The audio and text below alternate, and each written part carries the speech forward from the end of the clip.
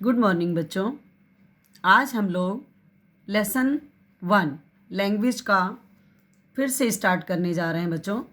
आपको इस पाठ का हमने पूरी तरह से डिफिनेशन, परिभाषा और अन्य विवरण, इस लेसन में क्या क्या चीज़ें हैं वो मैंने आपको सभी कुछ बताई और उसका मैंने आपको दोबारा रिवीजन भी कार्य कराया।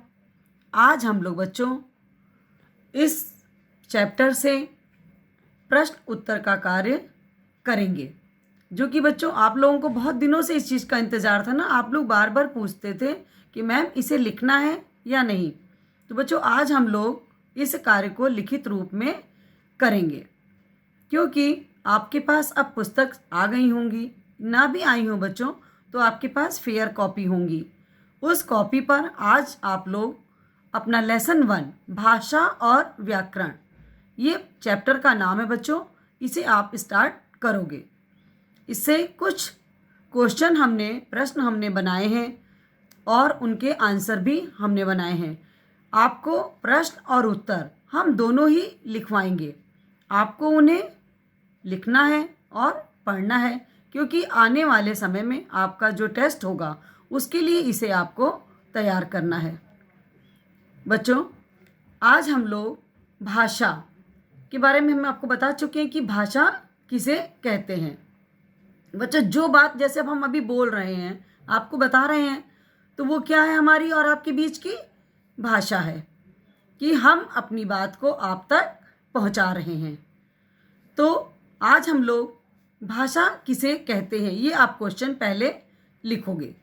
इसका आंसर है बच्चों, अपने विचार एक दूसरे तक पहुंचाने के माध्यम को भाषा कहते हैं। बच्चों ये आंसर पहले आप लोग लिख लो।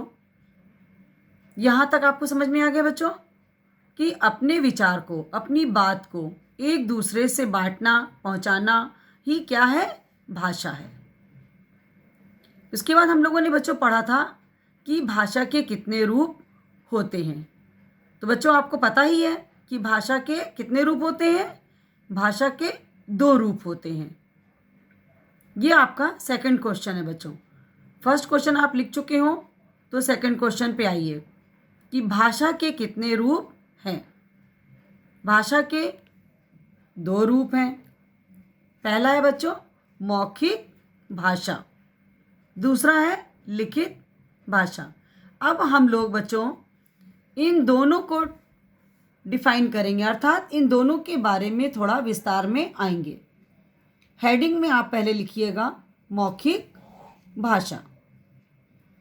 बच्चों इसकी परिभाषा में आप लिखो कि जब वक्ता, वक्ता का मतलब होता है बेटा बोलने वाला, तो जब वक्ता, बोलने वाला अपनी बात को बोलकर बताता है तो उसे भाषा को मौखिक रूप कहा जाता है। तो उस भाषा को बच्चों क्या कहते हैं, भाषा का मौखिक रूप। जैसे भाषण, भाषण आप जानते हो ना बच्चों, जो लेक्चर होता है। गाना, सिंगिंग, जो हम लोग गाते हैं। कविता पाठ, जो आप लोग पोएम पढ़ते हो, कविता पढ़ते हो, अपनी कक्षा में हम लोग पढ़ते हैं ना बच्चों, कविता का रीडिंग लगाते हैं। तो ये सब क्या है बच्चों, भाषा के मौखिक रूप हैं। तो आपको ये उदाहरण के तौर पर हमने लिखवाए हैं कि भाषण, गाना, कविता पाठ मौखिक भाषा के उदाहरण हैं। इस आंसर को फिर से एक बार हम बता रहे हैं बच्चों कि जब वक्ता, बोलने वाला अपनी बात को बोलकर बताता है तो उस भाषा को मौखिक भाषा का रूप कहा जाता है। जैसे भाषण, गाना, कविता पाठ मौखिक भाषा के उदाहरण हैं। अब बच्चों आपने मौखिक भाषा के बारे में जान लिया, आपको समझ में आ गया होगा कि मौखिक भाषा किसे कहते हैं। अब हम लोग आते हैं इसके सेकंड पार्ट पर, लिखित भाषा। लिखित भाषा आप जानते हो ना बच्चों, जो चीज़ हम लिखकर, अपनी बात को लिखकर प्रकट करते हैं, या हम लोग किसी की लिखी हुई भाषा को, किसी लिखी हुई बात को पढ़ते हैं, दोनों ही बात में हमें लिखित भाषा ही यूज करते हैं, प्रयोग करते हैं। बच्चों, जब व्यक्ति अपनी बात को लिखकर दूसरे तक पहुंचाता है तब उसे भाषा का लिखित रूप कहते हैं। जैसे हम लोग पत्र लिखते हैं ना बच्चों, तो पत्र हम अपने माता पिता को लिखते हैं, है ना। पत्र भी मैंने आपको बताए हुए हैं कि पत्र हम लोग माता पिता को लिखते हैं, ऑफिशियल पत्र भी होते हैं। हम लोग अपने विद्यालय में जब एप्लीकेशन लिखते हैं, प्रार्थना पत्र लिखते हैं, वो भी पत्र का रूप है। हम लोग जो पुस्तक पढ़ रहे हैं वो भी हमारा लिखित रूप है। निबंध लिखते हैं। इस तरह से हम लोग जो भी चीज़ बच्चों, जैसे आप जानते हो ना, समाचार पत्र होता है, रोज़ हम लोग पेपर पढ़ते हैं, देखते हैं, तो ये सब क्या है, लिखित भाषा के रूप हैं। तो जब व्यक्ति बच्चों अपनी बात को लिखकर दूसरे तक पहुंचाता है तब उसे भाषा का लिखित रूप कहते हैं। उसके लिए माध्यम है बच्चों पत्र, पुस्तक, निबंध, समाचार पत्र, ये सब क्या है बच्चों, भाषा के लिखित रूप के उदाहरण हैं। अब तो बच्चों आपको समझ में आया ना। पहला क्वेश्चन हमारा था कि भाषा किसे कहते हैं। अपने विचार एक दूसरे तक पहुंचाने के माध्यम को भाषा कहते हैं।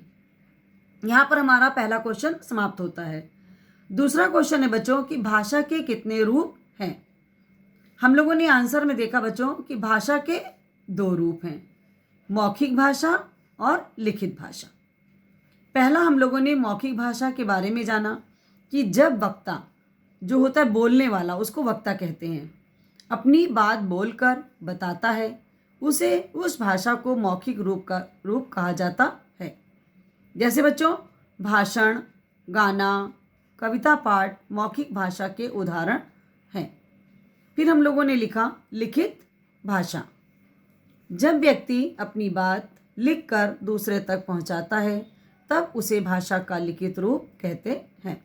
जैसे पत्र, पुस्तक, निबंध, समाचार पत्र आदि लिखित भाषा के उदाहरण हैं। बच्चों यहाँ तक हो गया। अब हम लोग आगे चलते हैं तीसरे प्रश्न की ओर। बोली किसे कहते हैं। बच्चों आपको मैंने बताया था ना, बोली किसे कहते हैं, जो भाषा एक सीमित क्षेत्र में बोलचाल में प्रयोग की जाती है उसे बच्चों हम लोग बोली कहते हैं। और हमने आपको बताया था हर प्रदेश की अपनी अलग अलग बोली होती है जिसे उस प्रदेश के नाम से ही जाना जाता है। जैसे आंसर में हम लोग आते हैं, बोली भाषा का मौखिक रूप होती है। क्योंकि ये लोग हम लोग बोल चाल के बात करते हैं ना बेटा, तो इसलिए इसको मौखिक रूप में ही रखते हैं। जब कोई भाषा किसी सीमित क्षेत्र में बोलचाल में प्रयोग की जाती है तो उसे बोली कहते हैं। अभी मैंने आपको बताया कि ये हर प्रदेश में अपनी अलग अलग बोली होती है, तो जिस प्रदेश में बोली जाती है उस प्रदेश के नाम से ही उस बोली को भी जानते हैं। जैसे हरियाणा में जो बोली बोली जाती है बच्चों, उसको क्या कहते हैं, हरियाणवी। उसी प्रकार से राजस्थान में जो बोली बोली जाती है उसे राजस्थानी कहते हैं। इसी तरह से आपकी पुस्तक में भी और दी हुई हैं, जैसे बुंदेलखंड में बोली जाने वाली बुंदेलखंडी, पंजाब में बोली जाने वाली पंजाबी आदि बहुत सी और प्रादेशिक भाषाओं में बोली जाने वाली भाषाएं जो आपकी बोली कहलाती हैं, वो उसी प्रदेश की भाषा के नाम से जानी जाती हैं।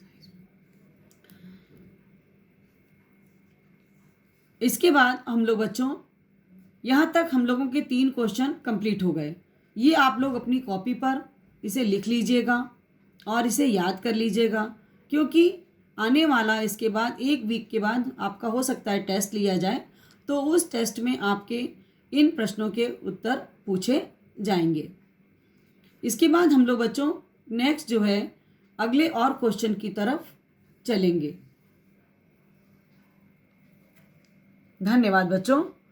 मेरी बात आपने ध्यान से सुनी होगी और समझी होगी।